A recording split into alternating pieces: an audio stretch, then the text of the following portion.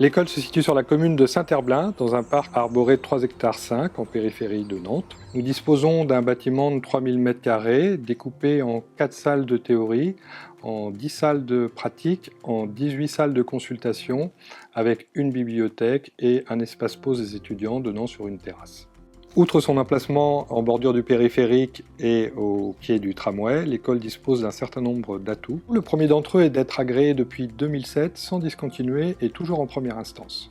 Le deuxième atout est de bénéficier de la charte universitaire Erasmus. L'établissement est sous convention de partenariat avec l'Université de Nantes, ce qui confère aux étudiants un certain nombre d'avantages, parmi lesquels le sport universitaire, dans les mêmes conditions que les étudiants d'université, les emprunts à la bibliothèque universitaire, mais aussi la possibilité de faire un double cursus en parallèle du diplôme d'ostéopathie, c'est-à-dire un master biologie santé.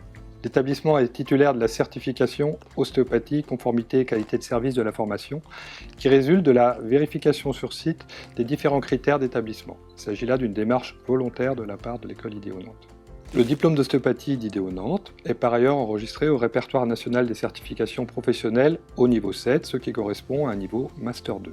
La formation se déroule sur 4860 heures sur 5 ans, en 2 cycles distincts, un premier cycle de 3 années et un second cycle de 2 années. Dans le cadre de l'enseignement à IDEO, la formation théorique et pratique par l'intermédiaire de cours magistraux ou de travaux dirigés vont permettre l'acquisition de connaissances et donc un savoir-faire.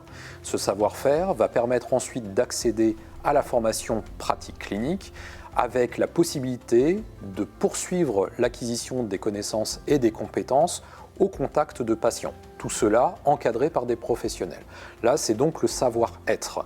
Tout cela doit permettre aux futurs professionnels d'exercer dans des conditions optimales pour sécuriser les patients et donc le savoir-agir.